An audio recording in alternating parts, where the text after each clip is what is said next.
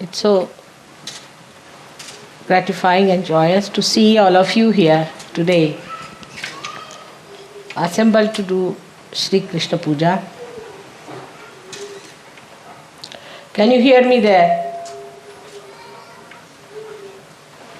No? Can't hear. Phil, can you connect back?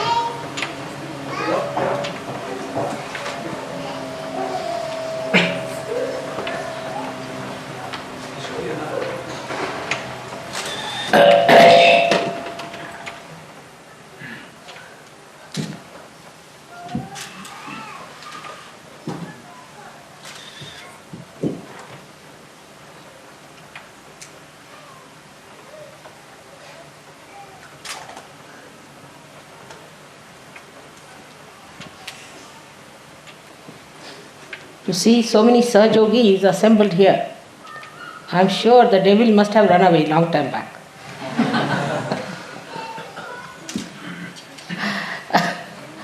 And the caravan must have left. But I hope we are aware of it and we forget about our fears, of our catches, of our past, of all the nonsense we have done so far. Certainly in my presence, I think people get into a sense of guilt. I am here to soothe you, to cleanse you, to make you beautiful and not to feel guilty.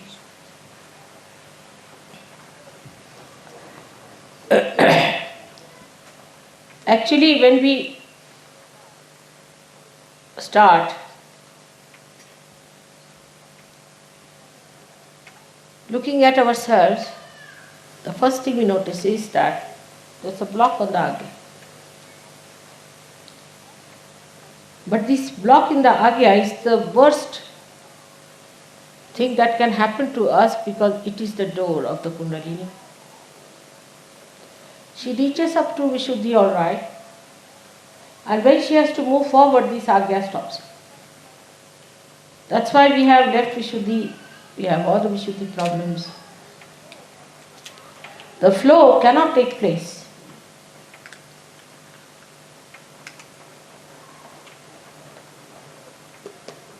Also, this is one of the reasons we feel guilty because of left Vishuddhi.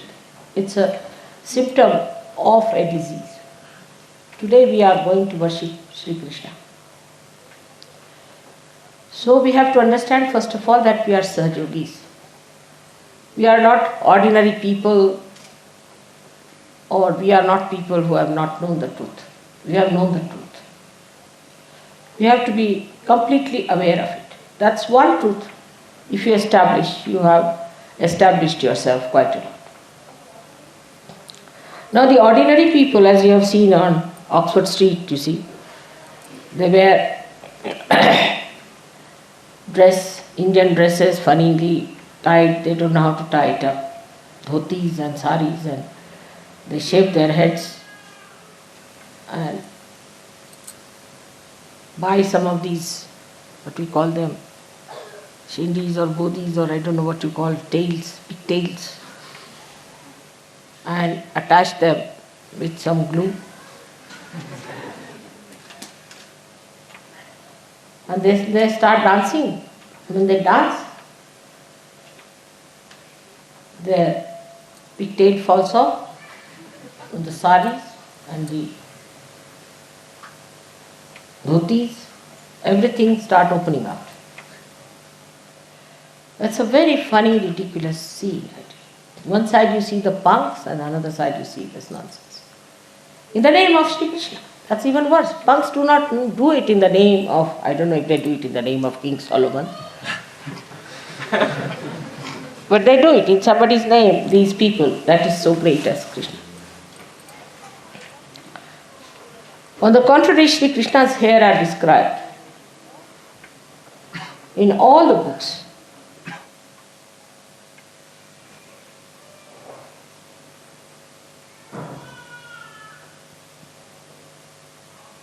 and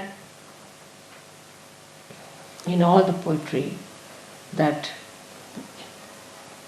poets could sing about. He was never shaven-headed. It is impossible to understand how these people got the idea that you must shave your head. So the Sri Krishna's aspect of Yogeshwara has been so misunderstood. It's absolutely misunderstood because we cannot understand that the truth is covered with Maya always. And you should keep Maya on one side and go to the truth.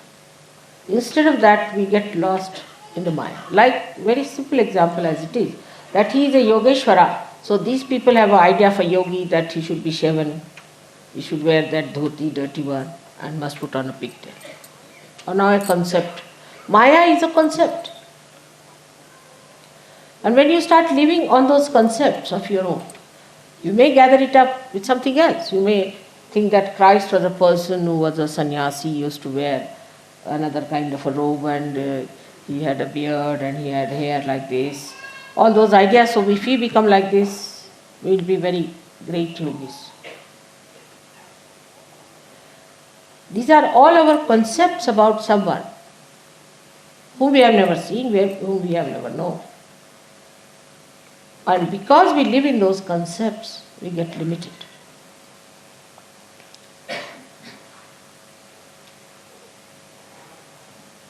It's very difficult for these people to break through, because Maya can only be broken through realization. That's why first thing in Sahaja Yoga is realization. Get your realization. You are a drunkard, all right, get your realization. You are a drug addict, get your realization. You are a bad man, get your realization. Anyone, get your realization first. Put the light first into a person. Let him see for himself. So all this identification with different concepts is responsible for giving us a very Mayavi or elusive personality. We live in an elusive personality, live with it, enjoy it, and we think we are perfectly all right.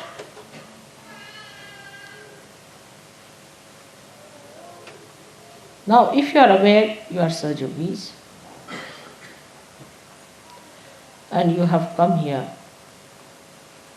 for Sri Krishna Puja, what is the preparation we have to do? We are Sahaja Yogis. We know about Kundalini. We know about Vishuddhis. We know about Sri Krishna. All right. How are we going to prepare ourselves for the puja of Sri Krishna?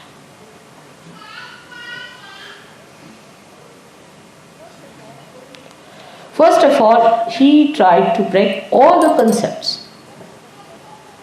First, the concept he broke was that you have to be like a ascetic.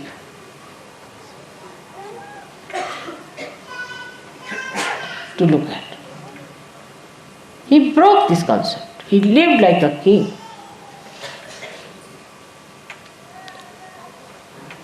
In his childhood, he used to go and play with the cows.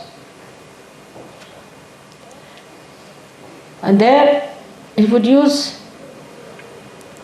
a peacock's feather to decorate himself.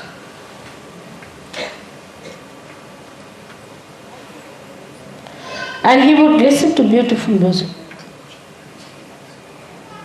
of the river Yamuna and reproduce it.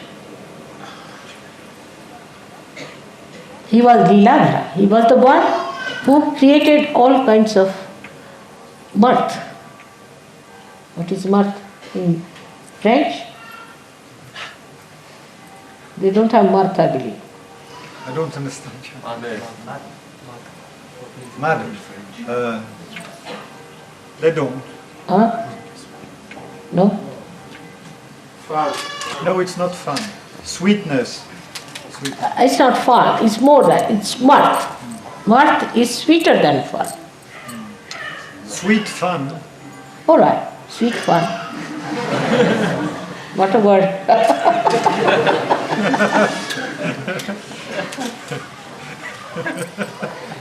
Or sweet fun.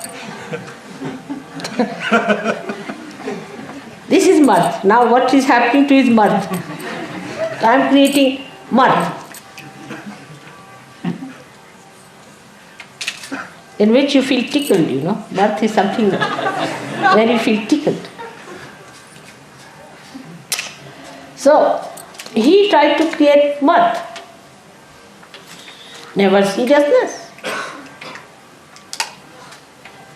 But he was not frivolous, he was Yogeshwara. He was not frivolous.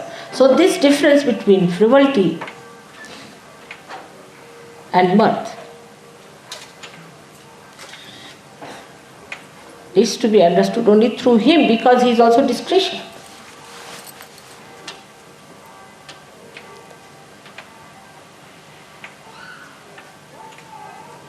Mirth is joy-giving. Frivolity is destructive.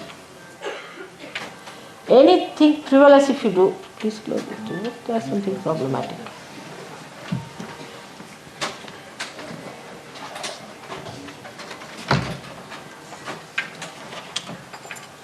So,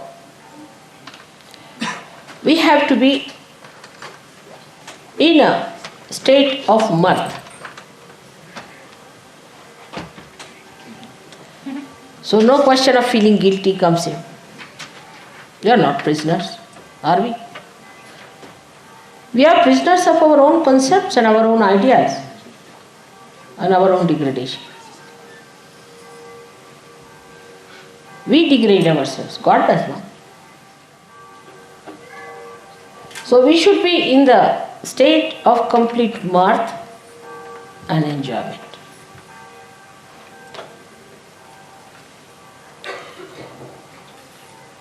Now it has rained, alright? That's a very good thing to happen today. Yesterday I was listening to the program. I was just smiling because I knew it would not work out that way. Everybody knew it.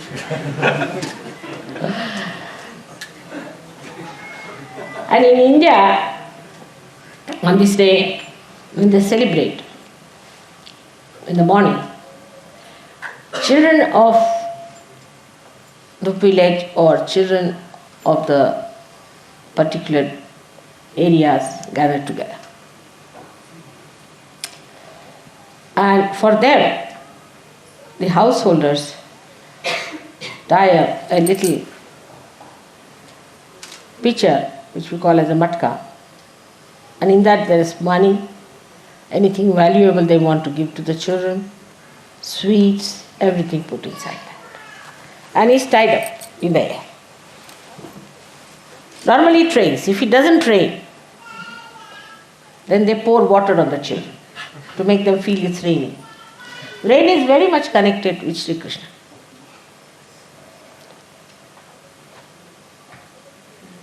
So the children come and they go in a way that the taller boys are first, then smaller, like a pyramid. They go up till at the end there's one boy who's sort of representing Sri Krishna's. And then he breaks that.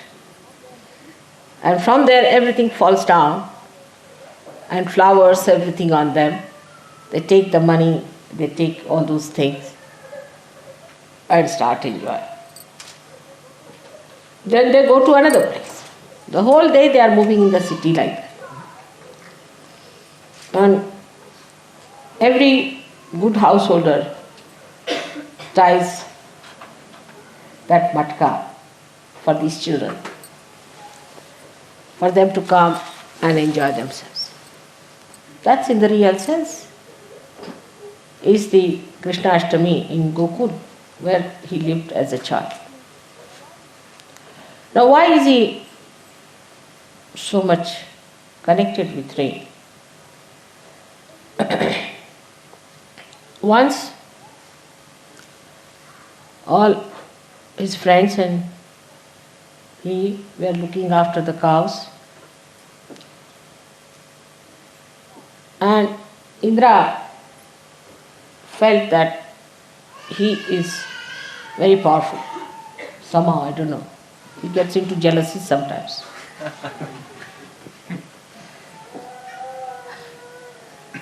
And he sent rain to test his patience. His leela, his play, his mirth.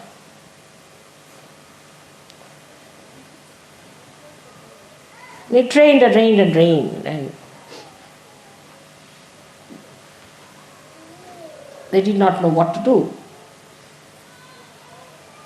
So there was a mountain called Govardhan. Sri Krishna lifted it with his stick or his finger and just put it up on top of his finger like that. That's why it's called as Govardhandhari. And the whole mountain was on top. And all the children joined him, and now the boys. And he asked the children, you also put your sticks up to help me. And they all put their sticks and standing very sweetly, holding the Govardhan. That is one of his names, Govardhandhari.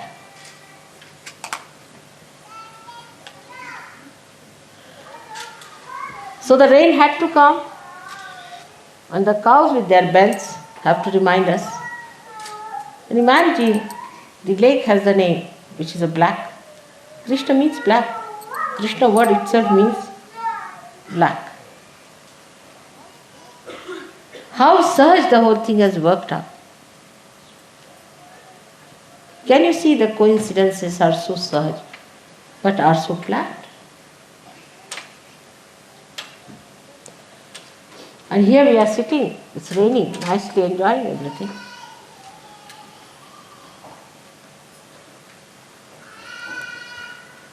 But on the contrary, when we start not enjoying, we play into either into our ego or super-ego. Supposing we are starved people, tortured people, then we start making others like ourselves. We like to make them suffer and torture them. That's why I always say poverty is leprosy. Anybody who is in poverty can develop horrible things within themselves. It is never to be sided with, not to be sympathized, but to be completely eradicated. Another side is the ego, where we try to dominate others and enjoy that. There's no joy. There's no joy in dominating others and saying things to others. I was sorry to hear yesterday that there are some girls who are married, some Indian girls who are married, and their husbands are not respecting them and troubling them. It hurt me very much. That shows they are so low-level people, very low level. Such a mediocrity, such useless people. They should have never come to Sahaja Yoga and deceived us like this. They will go to hell directly, I can tell you this. Now there are some who are caught up with their superego. They suffer from some sort of a funny Sahaja Yoga schizophrenia. And they don't want to get rid of it.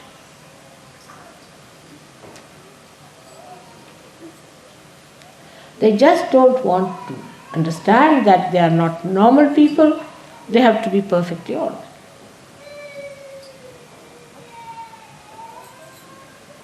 They make everyone miserable. Jump onto all the places where they should not be. Like a person who has got, say, example, tuberculosis, a disease which is contagious, must understand he has got tuberculosis, keep up. Don't give it to others at least.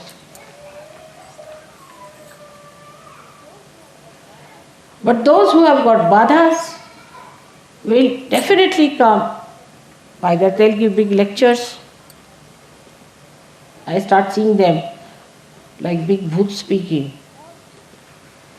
Or if not, they have badhas, then they will come at a place where they should not be.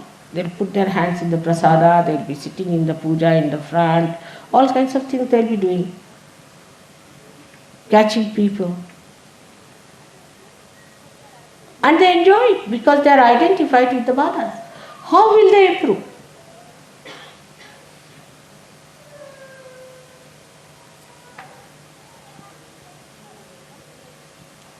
There's one fellow who is a Buddhist fellow. We have had him for, I think, at least for a century, I should say. And he is giving lectures to others. You must clean the shoes of all the Saj Yogis to get rid of your ego. So such a gross, depraved and low-level people are still in Saj Yoga. So the enjoyment of Saj Yoga becomes less. If you eat rice with stones in it, how will you enjoy it? And that's what it is. We are here to enjoy the blessings of God, to have the mirth. But still we are living with all joy-killing things that we have. How are we going to get rid of those things? So at least we do not become thorns in the lives of others. So the so-called free will, I am happy Rustam has told you about it, is nothing but your ego or superego, because you are not in the center. In the center, you have nothing but freedom, that's all.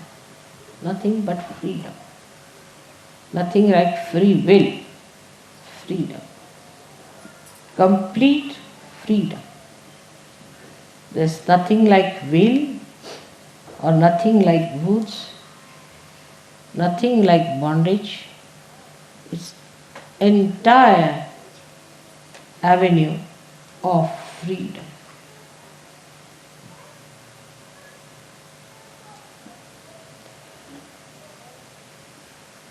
Then this freedom is the knowledge. This freedom is the love. This freedom is the discretion. Then you say what gives you freedom and others freedom equally. Then you act which doesn't bound you nor anybody else. Because it is knowledge, it is discretion.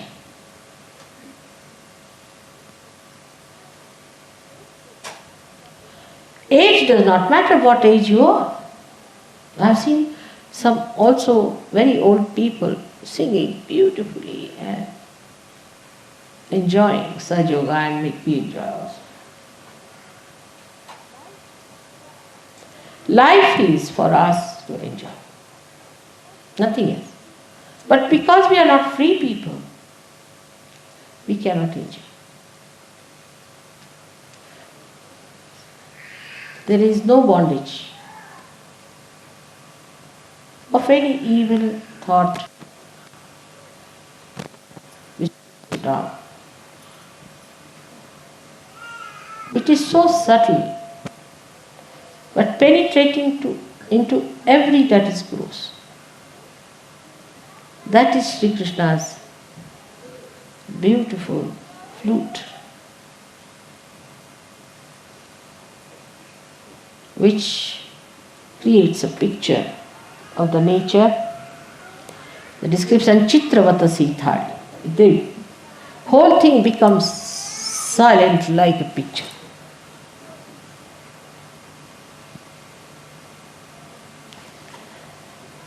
So this evening we'll have the puja, we'll have all the enjoyment of Sri Krishna's blessings upon us. There's no end to the stories of Sri Krishna, all full of mirth and play and innocence that kills Rakshasas, devils. So today I have talked to you about his childhood. At the puja I'll tell you about Gita. May God bless you. Some water.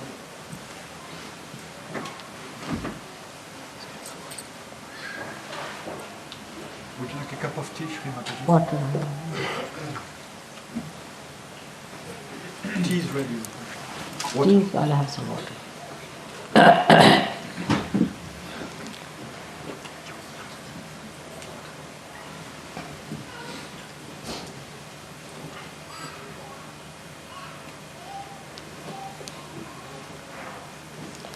You all are catching from Vishuddhi, I must say, very badly. And I am full of it here. All my vibrations are just going from here. So I would say that we all should say Allahu Akbar 16 times just now. Should we get up? Get up.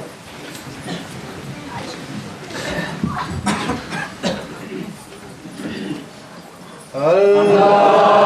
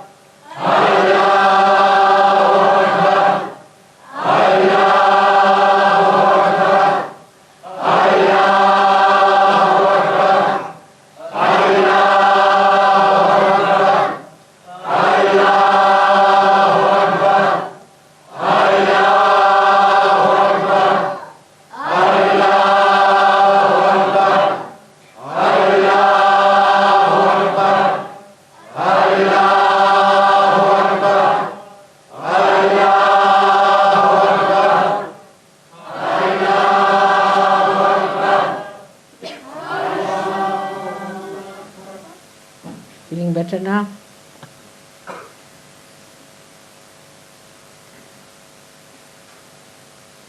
If you go out, keep your Vishuddhis covered, but I don't think anybody should go out today. The way is good for the puja, after the puja tomorrow. I want your Vishuddhis to be all right today. That's why it has rained. I hope you don't mind.